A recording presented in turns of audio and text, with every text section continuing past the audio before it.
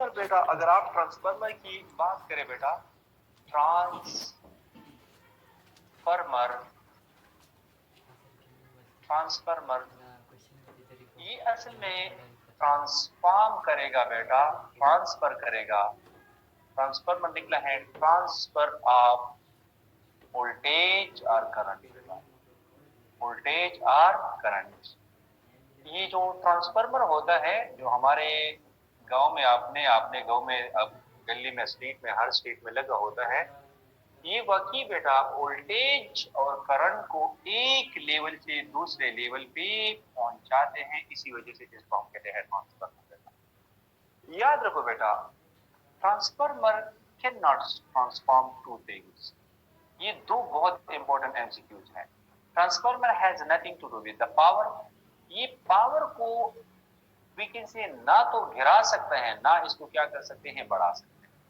यानी power should be constant in the case of transformer, क्योंकि power तो energy है और एनर्जी को इसने कम ज्यादा किया तो फिर ये तो law of conservation of energy की वायलेशन है। दूसरी बात यह है कि transformer has nothing to do with the frequency. Frequency should be the same in the input side as well as the output side. ये ट्रांसफार्मर बेचारा इसके साथ कोई काम नहीं कर सकते हैं, इसका इतना पावर नहीं है कि वो इसको चेंज करे। फॉर एग्जांपल बेटा, ये मेरे साथ एक ट्रांसफार्मर है। बेसिकली जो ट्रांसफार्मर होता है ये इसके अंदर एक आयरन कोर होता है बेटा, ऐसे बेटा, और यहाँ पे वैकेंसी क्या होता है, ऐसा होता है। यहाँ पे फॉर एग्जांपल फ्रीक्वेंसी 50 हर्ट्ज है और वोल्टेज फॉर एग्जांपल वैकेंसी 2000 है। कितना है शाबाश, 2000 है। और ये एक स्टेप डाउन ट्रांसफार्मर है। क्या है, स्टेप डाउन है। तो चलिए वोल्टेज यहाँ पे मिल गया फॉर एग्जांपल 1000 वोल्ट, लेकिन फ्रीक्वेंसी कितनी होती है, 50 हर्ट्ज। हाँ, यहाँ पे जितना पावर है, power at the input should must be equal to power at the output. Input और आउटपुट की पावर भी क्या होनी चाहिए, सेम होनी चाहिए। सो ट्रांसफार्मर जो कि ट्रांसफर ऑफ वोल्टेज और करंट से निकला है, लेकिन वो ना तो कभी पावर को चेंज करेगा ना कभी फ्रीक्वेंसी को क्या करेगा, शाबाश, चेंज करेगा। ट्रांसफार्मर अगर चेंज कर सकते हैं तो वो वोल्टेज के एक लेवल को दूसरे लेवल पे लेके जा सकते हैं। वो तो या वोल्टेज को स्टेप अप कर सकते हैं या स्टेप डाउन कर सकते हैं। इसी तरह से बेटा वो करंट को भी क्या कर सकते हैं, स्टेप अप या स्टेप डाउन कर सकते हैं।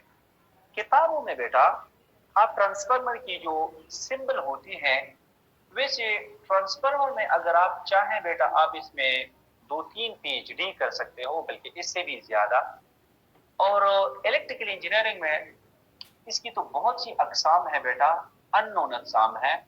लेकिन चलो एक हमारे साथ होता है बेटा 3 फेज ट्रांसफार्मर, जो बड़े बड़े ट्रांसफार्मर होते हैं जो हमारे गांव में होते हैं, जो 11 केवी इसको आते हैं, 11,000 जो आए। एक हमारे साथ होते हैं बेटा जो हमारी मोबाइल चार्जर के अंदर जो ट्रांसफार्मर होता है, छोटे छोटे ट्रांसफार्मर होते हैं, इसको हम कहते हैं सिंगल फेज बेटा। ये जो पाई होता है ये सिंगल फेज। इसके लिए 3 के 3 क्या आएंगे, गर्म तार आएंगे, 3 हार्ट आएंगे, मतलब गर्म तार हार्ट। यहाँ से वीकल से सिर्फ 1 हार्ट आएंगे और 1 क्या आएंगे शाबाश, वीकल से नहीं आएंगे। ये ट्रांसफार्मर की जहां तक सिंबल की बात है बेटा, सिंबल बेटा, तो सिंबल इसका क्या हो सकते हैं शाबाश, SYMBOL। सिंबल इसके क्या हो सकते हैं, सिंबल इसका बेटा थ्री-फेज ट्रांसफार्मर का सिंबल ये होता है बेटा। दिस इज वी कैन से, ये थ्री-फेज ट्रांसफार्मर की सिंबल है बेटा।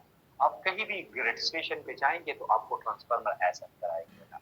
लेकिन हमारे कोर्स में जो सिंगल फेज है वो हमारे कोर्स में ये है, this is the primary coil, this is the iron core, this one is what शाबाश वी कैन सी द, ये इसका सिंबॉलिक रिप्रेजेंटेशन है।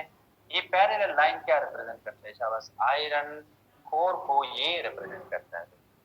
समझ में बात आ रही है बेटा, इज इट क्लियर बेटा, ये आयरन कोर को रिप्रेजेंट करता है। उसूल क्या है, प्रिंसिपल क्या है, प्रिंसिपल ये है बेटा, Faraday law of electromagnetic induction is the basic principle of transformer. समझ में बात आ रही है बेटा। जरा मुझे एक बात बताइए, for example these are we can see N P बेटा, number of turns of the primary coil. यहाँ पे हमारे साथ आयरन कोर है and this is we can see what शाबाश, N is of number of turn of the secondary coil. यहाँ पे हम क्या अटैच करेंगे शाबाश, एक अल्टरनेटिंग सोर्स मैंने अटैच किया। यहाँ पे करंट पैदा होगा, करंट की वजह से यहाँ पे we can say magnetic field होगी। आयरन कोर क्योंकि करंट बेटा कौन सा करंट है, अल्टरनेटिंग करंट है ना, ऐसे करंट है ना बेटा, अल्टरनेटिंग करंट है बेटा, तो इसका जो फ्लक्स होगा वो भी ऐसा होगा। Change in flux will cause EMF, यहाँ पे मैंने साथ क्या पैदा होगा, ईएमएफ पैदा होगा। यहाँ पे जो वोल्टेज है इसको हमने प्राइमरी का नाम दिया, यहाँ पे जो वोल्टेज पैदा होगा इसको हमने किसका नाम दिया, सेकेंडरी का नाम दिया बेटा। अब जरा मुझे ये एक बात बताओ बेटा कि हमारे साथ P इनपुट हो should must be the same as the P output बेटा for ideal transformer बेटा। तो वी कैन से बेटा पावर किसके बराबर होते हैं, VP IP के बराबर होता है बेटा, और ये किसके बराबर होगा, VSI इसके बराबर होगा बेटा।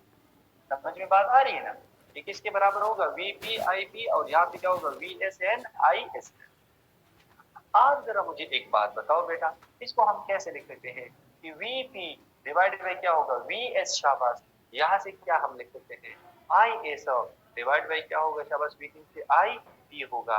दिस मींस बेटा कि voltage is inversely proportional to शाबाश current in the case of what, शाबाश, in the case of transformer बेटा। जिस साइड पर वोल्टेज ज्यादा होगा उस साइड पर क्या होगा, करंट कम होगा। जिस साइड पर करंट ज्यादा होगा उस साइड पर वोल्टेज क्या होगा, शाबाश, वीकिंग से वो कम होगा। बेटे ये जो ट्रांसफार्मर हमारे साथ होता है ये मेरे साथ एक नॉन ओहमिक डिवाइस है, याद रखो ये ओहमिक नहीं है बेटा, ये ओहम लॉ को ओबे नहीं करता है। समझ में बात आई ना, क्योंकि एक जहाँ पे वोल्टेज कम उधर करंट ज्यादा, जहाँ पे करंट कम उधर वोल्टेज ज्यादा, वगैरह वगैरह। तो ये जो हमारे साथ बेसिक इक्वेशन है वो ये है कि Vs divided by Vp and that should be equal to शाबाश Is, sorry Ip divide by क्या होगा, शाबाश, Is होगा बेटा। लेकिन ये बराबर किस चीज के है बेटा, Ns डिवाइडेड बाय किसके बराबर होगा, Np के बराबर है, क्योंकि जिस साइड पर नंबर ऑफ टर्न ज्यादा होंगे उस साइड पर वोल्टेज भी क्या होगा, ज्यादा होगा।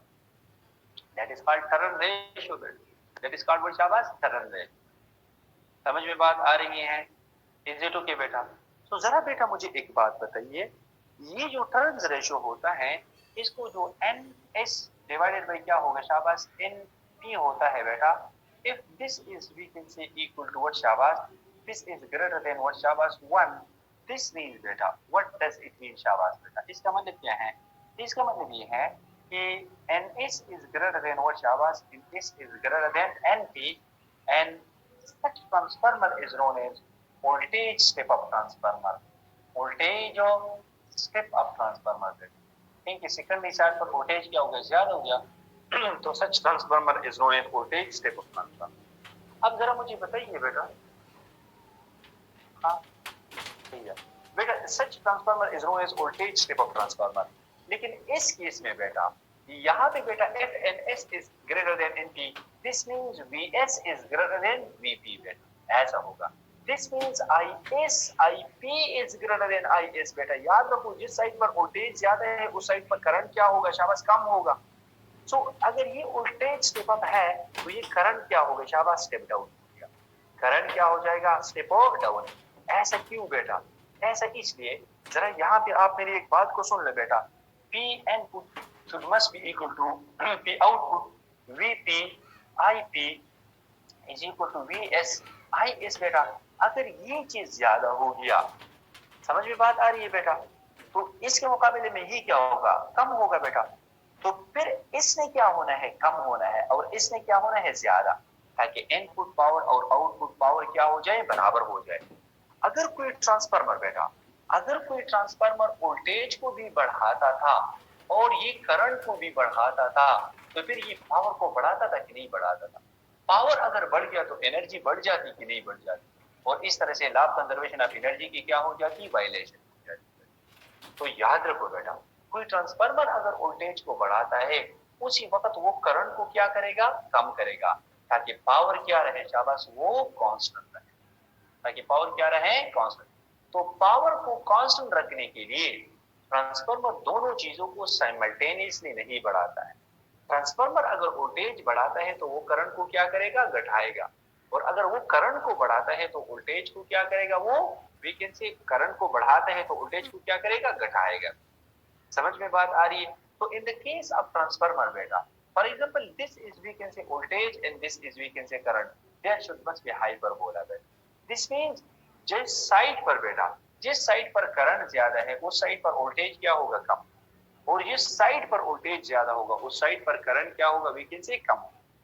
सो वी कैन से बेटा, अगर हमारे साथ NS, ये केस नंबर 2 है, NS divided by NP is less than 1 है, व्हाट डज इट मीन शाबाश, दिस मींस कि NS is less than what शाबाश NP है। तो NS is less than NP mean VS is less than VP and we can say IS is greater than IP। तो ये कौन सा transformer है, VS कम है तो वोल्टेज स्टेप डाउन और करंट क्या हो गया, स्टेप अप हो गया। Every voltage step up transformer will be current step down transformer and every current step down transformer will be voltage step up।